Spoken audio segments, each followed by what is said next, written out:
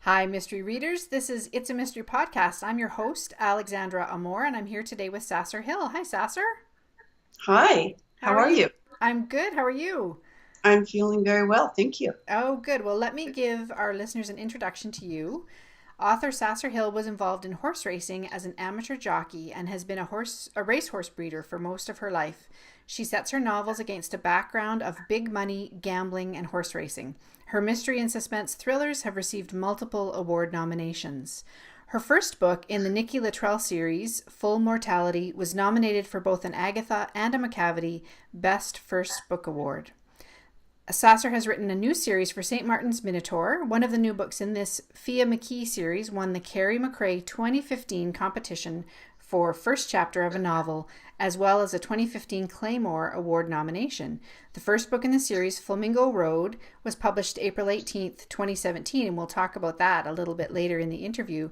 But I wanted to start out first to talk about the Nikki Luttrell books. So tell us a little bit about Nikki and her background. Nikki is younger than my new heroine, Fia McKee. Nikki is only 23 years old, and her story is that her mother died when she was very young and left her in the hands of a stepfather who was also turned out, once the mother was gone, she knew for sure that he was a pedophile. Mm. And before she'd only been knew something was wrong. So what she did was in the middle of the night, she escaped out of her window and ran through the streets of Baltimore, in bad areas, and made it to Pimlico Racetrack and climbed over the wire fence and dropped down into the backstretch of Pimlico and somehow managed to make a new life for herself because she couldn't go home. Right. Yeah, and she was a teenager when this happened, correct? Yes, she was 13 when that happened. And Okay. the first story opens when she's 23 and she's become a jockey.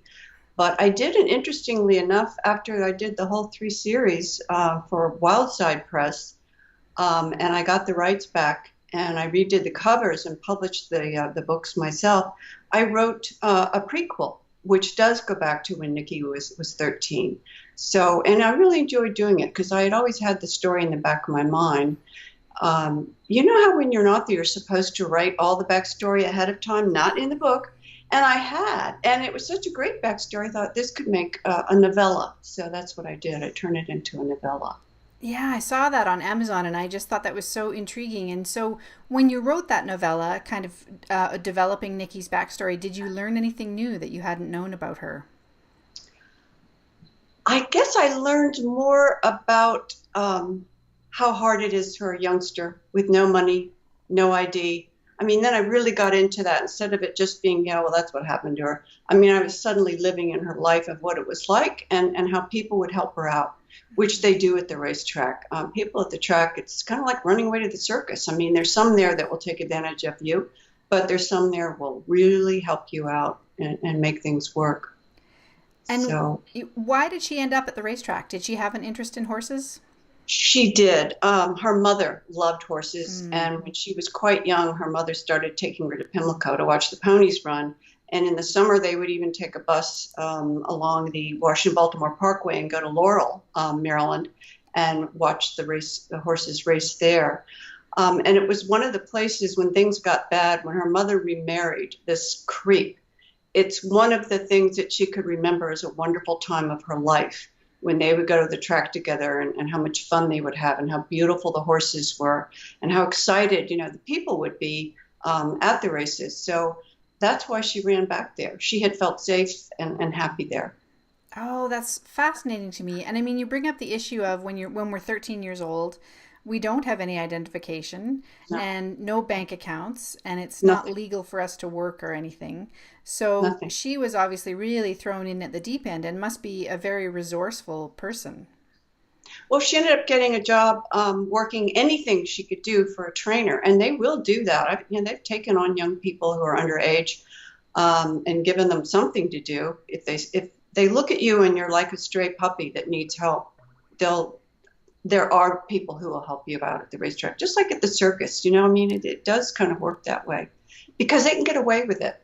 The backstretch is a walled off area, and you don't have like child services, people like that coming in.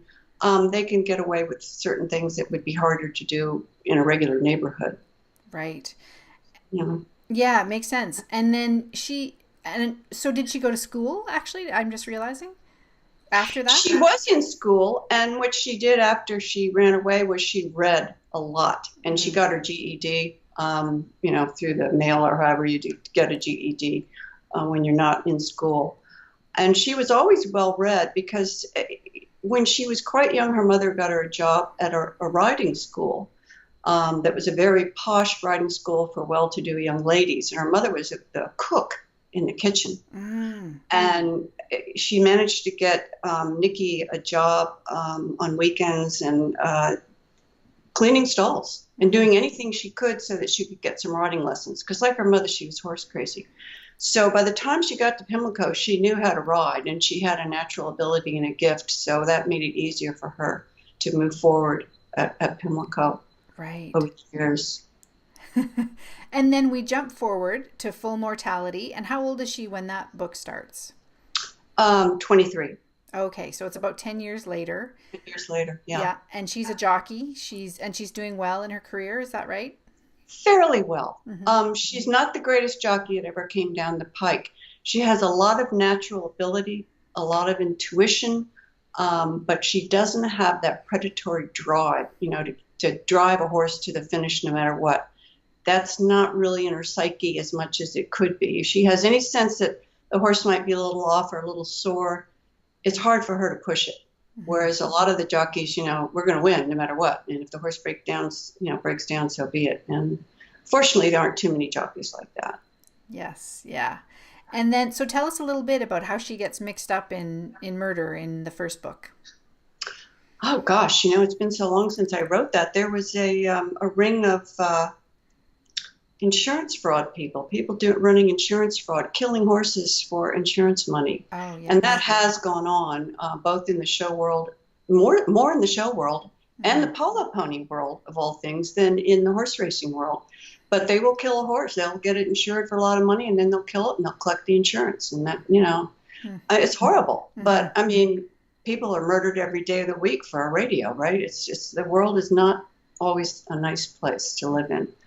So she is determined to do what she can to stop these people, and she's right in the thick of it. So she does get involved, looking at the lip tattoos on the horses and trying to figure out which one's the ringer and which one isn't and what they're doing. And because they'll do that too. They'll bring in a ringer and run him under somebody else's name, and a horse that was like a dog, and they'll run it a 30-1, what it's thought to be a 30-1 long shot, when it's really like 6-5 that it's going to win, and it does, and they'll collect a huge amount of betting money. So between that and the insurance fraud, that's the crime that takes place in that book that she has to deal with. And then she carries on, obviously, and there are several other books in the series. Yes. Yeah. Yes. There's Racing from Death, which is about the use of methamphetamine, and there's a horrible person who is doing diet cocktails for jockeys and who are desperate to keep their weight down. So he's killing jockeys. So she gets involved in that because a friend of hers that she likes, it becomes more and more rail thin trying to make the weight, and in the middle of a race she falls off the horse and she's dead. So Nikki has to get involved in that a little bit too. She gets caught up in it for a lot of reasons. One of the reasons is her young protege, who's just an exercise rider, who's younger than she is, named Lorna.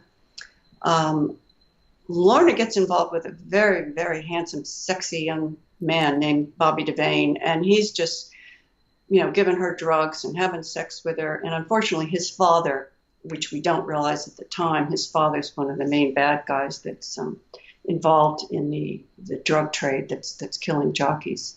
So it all kind of gets tied together. But it's a fun book because she has a pet chicken and she has a cat, and the cat and the chicken get quite drawn to each other because one is what they call a cochin, which means they have the fluffy feathers down to their toenails. Oh, yeah. Her cat is a Persian, and they're both gray. And they look so much alike that, when they lie down on the ground together, you can't tell which one is which and where one begins and the other ends. So all my books have some humor in them. They have to. I love humor, and it just makes it a whole book, because if it's too dark and too much, you have to have a chicken. That's right. It helps. Exactly. The same thing in the last book, The Seahorse Trade. There's a cat she's living in a week by week motel at Gulfstream Park down in Florida, and there's a couple next door that has this wild cat that's always yowling and climbing up the walls and things. So he's in that story as well, along with a lot of really nefarious, horrible people. And that's my favorite book, and I've noticed that book has gotten the best. Like on Goodreads, where they really give you dozens and dozens of reviews. That's gotten the highest review rating. It's close to 5 for all the people that have read it, because it's a fun story. And each book you write, they get better. Yes. In fact, actually, I just lied. The highest rating so far is for the last book I wrote, which is the prequel. Oh, okay. From Evil. Yeah. Because you get better. I've gotten so much better every time I write. I get better. We hope. No, absolutely. I think that's true. I know it's true for me as well. Practice really helps. It does. How much do you think your background in horses informs the books? I mean, it must hugely, I guess. It does, because I learned so much, and I met so many of these people. I met the good people. I met the horrible people. There's a trainer who I hate deeply. He managed to kill 2 of my horses through a long story that I won't tell. We won't go into that here, but they are out there. And I wrote a short story about him, and he was killed with cobra venom. Really? In my story. Oh, yes. In the story. I killed him. Yeah. And I enjoyed it. I felt so good when I killed him in the story, because he got, he was giving horses cobra venom, which is something that they do to stop pain. And when a horse has a slight injury and they don't feel pain and you run them, guess what happens? They can break down. So I killed him off. And as most writers say, it's very satisfying to finally get back at somebody in fiction. Oh, it absolutely is. Yeah. And are there any other plot points or stories that you've pulled from your real life? Oh, gosh, everything. Okay. In the new book, the new Fia McKee book, the horse in there, whose name is Last Call for Love, is based on a horse that I actually own called Last Call for Love. Same name, and I describe all of her eccentric, difficult character traits that horse had. And I just used them in the book. It was great. And it was fun. So I put a picture of her winning at Colonial Downs on Facebook the other day, and I wrote. It was so much fun to be able to write.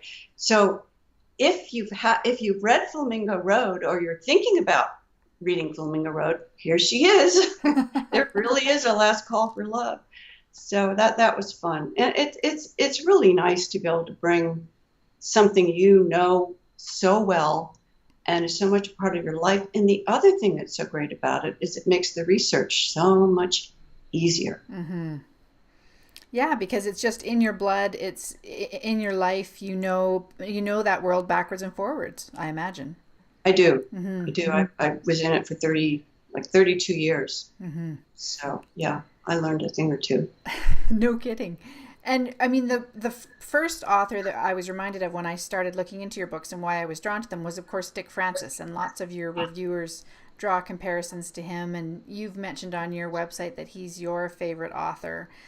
Yes. Yeah. And it's such an inspiration, I'm sure, to a writer like yourself who's writing in that world. And can you tell us a little bit about how he inspires you? Well, one of the things that I've always loved about him is the spare writing.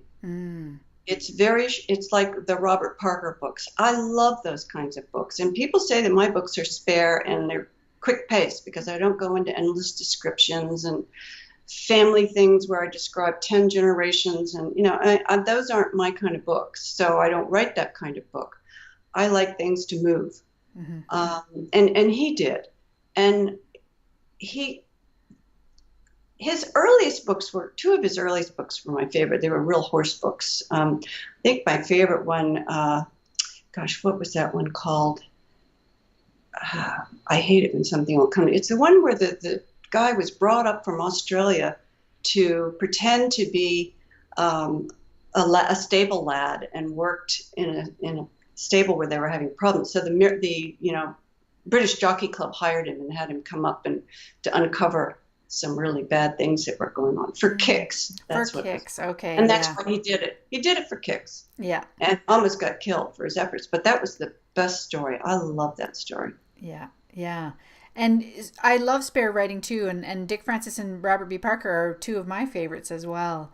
And so do you ever find that you feel like there's sort of the spirit of Dick Francis moving through your work or anything like that? I don't know. I loved his books, but you know who I loved equally as much was Walter Farley, who wrote the Black Stallion books. Yes. I loved his books. Yeah. And they were so exciting, and I could never put them down. And that's, and Dick Francis is the same way. It's hard to put his books down. And I was very anxious to write that type of book, and people do say that they couldn't put it down. They stayed up all night reading it. So that, that's such a nice compliment as a writer to get. So I guess in that sense, I'm like him. Yes. But I am female, and I'm, right. And I write about a female jockey and female people. Women are my heroines, so that makes it a little different. But I have to tell you, when John Betancourt of Wildside Press, who brought my first books out, when he did that first book, and he never mentioned a word to me. When I saw it, he said, "Here's your book, here's the cover." And it said, "America's Answer to Dick Francis." I was like, oh my God, how could you do that? How presumptuous, how arrogant. Oh God. So of course the first review I had was from Publishers Weekly, and they said, "Finishes many links behind Dick Francis." So I'm like, gee, thanks for setting me up. Yes, yeah, exactly. Oh dear. Well, it sounds like people have caught on though, and they appreciate your similarities now. Yeah. Yeah, exactly. Yeah. So let's transition and so tell us about the Fia McKee book. So this is a new series and the first book is out, as we said. It came out in April. So tell us about that. And you have it right there. There it is. Lift it up a little bit. Sasscer, just lift the book up a little bit. Oh, you can't see it? Yeah. Yeah, there we go. Flamingo Road. Awesome. That's right. I have to look in the little picture. That's right. To the audience, I'm not used to doing Skype, so we're all doing the best we can here. Fia McKee is a little older than Nikki. She's 32. She also had some childhood father issues in that she loved her father dearly. He was a trainer at Pimlico Racetrack, but he was murdered, and his murder was never solved. And in addition to the fact that he was murdered, her mother, who is a very shallow, grasping woman, walked out on her father when she was, around Nikki's age, when she lost her mother, for a richer man who had a lot of money. And she walked out on their father, and of course she took him to the cleaners, took all the money, and Nikki had to leave private school and end up in school in Baltimore public school system.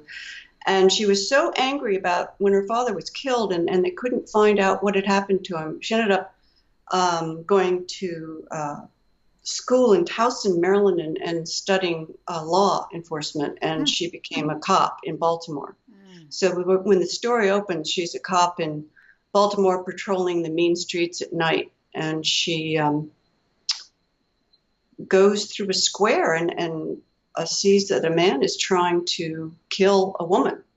And she gets out of the car and pins him with her light and does all the things you're supposed to do and tries to stop him, and he's apparently high on some sort of drug and just doesn't even hear her. So she ends up shooting him and he dies. So she ends up being in a lot of trouble with IAD for excessive use of force. They suspend her, and then they offer her another job. They want to get rid of her. IAD does. There's a guy there, of course, who can't stand her because she's a woman, and women aren't supposed to be cops anyway, right? So, yeah. So they say that the Thoroughbred Racing Protective Bureau has a position for you.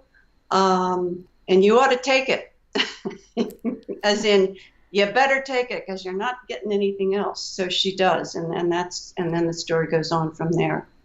And that's how she ends up in Florida. Yes, the Thoroughbred Racing Protective Bureau, which is an actual United States agency, their mission is to basically save the integrity of horse racing and watch over it. And of course, with the amount of money that's involved in betting and horses and the owners and jockeys and everybody, the room for crime, as we discovered in the Nikki books, is rather huge.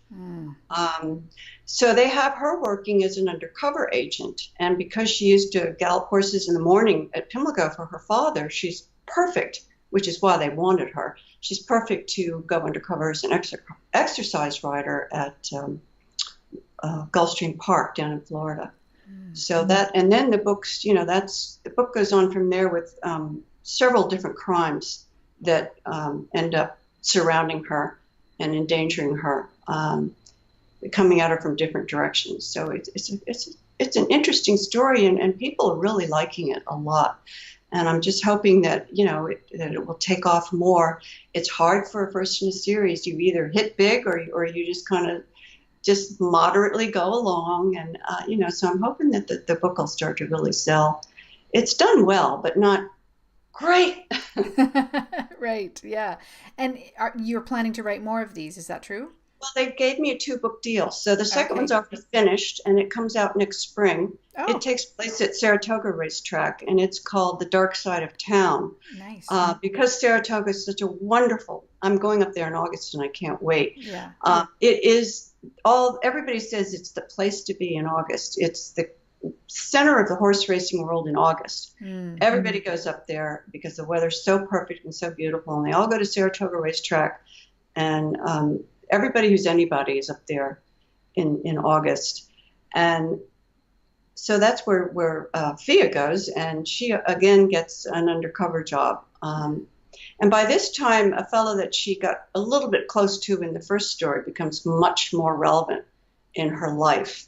And he's a very handsome Cuban-American who she's very, very attracted to, but she's scared to death of him because he is an agent, and he lies for a living. So how can you ever trust a man like that who comes on to you? So, but he does. So it's that adds an extra little bit of intrigue, I think, to the story. And I think it'll do well. Nice. I know St. Mark's did. They thought I was going to be a big hit. And what are you working on now? Are you working on another Nikki story? Well, because I do not yet have a contract for a third in the Fia McKee series, I'm hoping I will get one still, but I'm working on a book about the American Irish travelers. And right here, 40 minutes from my house, there's a huge enclave of these American Irish travelers that are con artists and real white-collar crooks. They don't, murder people or hurt people, but here's a typical thing that they'll do. They'll come up to your house and they'll tell you that they've got some great asphalt and they'd love to do your driveway because they can see that your driveway needs to be redone, and they've got top quality materials and it's all wonderful, and you can go down the street and see where we did Mr. Smith's house last year and how well it's held up. Well, guess what? What they have for you today is not what they gave Mr. Smith. Mr. Smith was like a decoy so they can get all these other people to come in, and they have fake license plates, fake ID cards, fake business signs on the sides of their trucks, and they want cash up front because it's such a great deal and it's so cheap because they happen to have the asphalt from another job and it's just for you. And when they're gone, you never see them again. Mm-hmm. And when your driveway crumbles and it's falling apart, there is no such person as Mr. O'Neill. He doesn't exist. So that's what they do, and that's real. That's very real. And the one down here in South Carolina is called Murphy Village. So I renamed it Tinkerstown. And I have a gal who's 19 in this story who was born into this, and she's not real happy about the life she's forced to lead. So I'm working along in that, and we'll see how that goes. Oh, nice. And so it's not horse racing related then? No, I will put some gypsy van or horses in the story. I mean, I have to, let's face it. Of course, yeah. But it's not horse racing, no. No. And I do want to write another Nikki. And I'm if Fia takes off, I have a whole book planned. I even went out to Santa Anita Park near Los Angeles. Yeah. And met with the people out there, and they took me on a tour, and they treated me like royalty. It was so nice. And I even have a plot sketch, a good plot sketch to write out there, and the intrigue of Hollywood, and it would be a story about a movie that's being filmed about horse racing at Standing Park. And of course, there'll be some real nefarious scumbag producers and, a bad actor, so to speak. And again, Thea would be working undercover. Right. So I hope that one can come to pass because, once you sell your rights to a story to a publisher, I don't own her anymore. Right. So it's a tough game, but you just keep playing. That's right. You just keep playing. Yeah, exactly. Yes. Yeah. Well, this has been amazing, Sasscer. And I have one final question for you, which is a total Dick Francis horse nerd question. Yes. So in his books and in your books, the horses always have names, and like Moonstruck or whatever. And my understanding was that racehorse names were that you had to register them. So yes, you do. Is that true? Okay. And yes, so it is true. In a novel, if you're creating a horse name, do you have to make sure that nobody in real life has used it? No, I just make up names. But in some, I've used my own horses' names that I've read. Like I used Glow West. I used Last Call for Love. I've used a number of them. And then I will say that this was a horse by, the stallion, and then I'll give like AP Indy, a really good stallion, or, the grandsire was AP Indy and the dam was so-and-so, because people in the horse racing world know these names and they know, that it's, oh gosh, that has a shot to be a really good horse. And then I'll just make up a name. And that's kind of fun. Yeah. That's kind of fun. Oh, that must be a real treat. And thank you for answering that question, because since I started reading Dick Francis when I was about 14, and it's bugged me that whole Everybody time. did. So thank you. You're very welcome. So why don't you let our listeners know where they can find out more about you and your books? Oh, the best place to go is right to sasserhill.com. Mm-hmm. And it's, if you can see this, it's SASSCER, sasserhill.com. And you can go to my Facebook page, Sasscer Hill, author. It'll come up. Or you can just Google Sasscer Hill, and it all comes up. It's real easy. It's real easy. Excellent. So, yeah. And it's such a unique name, too, that people won't have any trouble finding it. And I will put links. I will put links in the show notes as well, so people can find the website and their books. Great. Well, thank you so much for being here with me today. I really appreciate it. I really enjoyed it. Thank you. You're welcome. Bye-bye. Bye.